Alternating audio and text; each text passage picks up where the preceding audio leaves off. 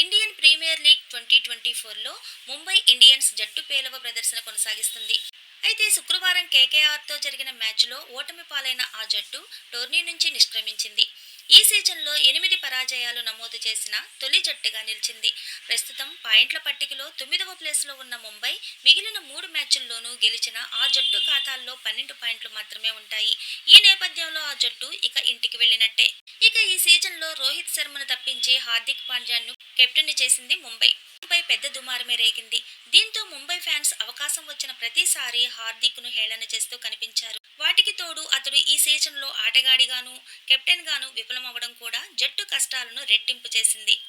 దీంతో విమర్శల తాకిడి పెరిగింది. ఇక హార్దిక్ ను విమర్శించే జాబితాలో టీమిండియా మాజీ ప్లేయర్ ఇర్ఫాన్ పఠాన్ ముందు వరుసలో ఉన్నాడు. ఈ సీజన్ ప్రారంభమైనప్పటి నుంచి అతడి ఆట తీరు, కెప్టెన్సీపై తెగ విమర్శలు సంధిస్తూనే ఉన్నాడు. తాజాగా కేకేఆర్తో మ్యాచ్ సందర్భంగానూ ఇదే చేశాడు. ఈ మ్యాచ్లో ముంబై ఇండియన్స్ 24 పరుగుల తేడాతో ఓడిపోయిన విషయం మనందరికీ తెలిసిందే.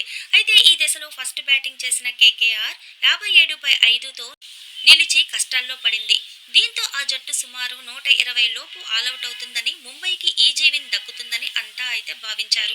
కానీ వెంకటేష్ అయ్యర్ 52 బంతుల్లో 70 రన్స్, మనీష్ పాండే 31 బంతుల్లో 42 రన్సులు జట్టును ఆదుకున్నారు. అయితే జట్టు స్కోరును 170 రన్స్కు చేరువ చేశారు.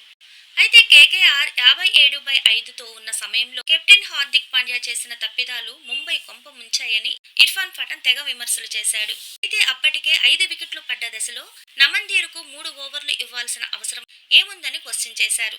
మరొక వికెట్ అప్పుడే పడి ఉంటే పరిస్థితి వేరేలా ఉండేదని నువాన్ తుషారా, బుమ్రా, గెరాల్డ్ కొయెట్జీ వంటి బౌలర్లు వికెట్ తీసేవారనే అభిప్రాయం వ్యక్తం చేశారు. ఇదిలా ఉండగా ఈ సీజన్ ప్రారంభం నుంచి ఇర్ఫాన్ పఠాన్ హార్దిక్ పాండ్యాపై విమర్శలు కురిపిస్తూనే ఉన్నాడు. దీంతో ఇలా వరుసగా విమర్శలు చేయడంపై ఫ్యాన్స్ ఎదురుదాడికి దిగుతున్నారు. హార్దిక్ పాండ్యాను విమర్శిస్తూ 100 ట్వీట్లు చేసే వీరు రోహిత్ శర్మపై ఒక్క ట్వీట్ కూడా ఎందుకు చేయరు అని పలువురు నెటిజన్లు ప్రశ్నిస్తున్నారు. అయితే రోహిత్ వైఫల్యాన్ని కప్పిపుచ్చుకునేందుకే ఇలా చేస్తున్నారని మరికొందరైతే అంటున్నారు.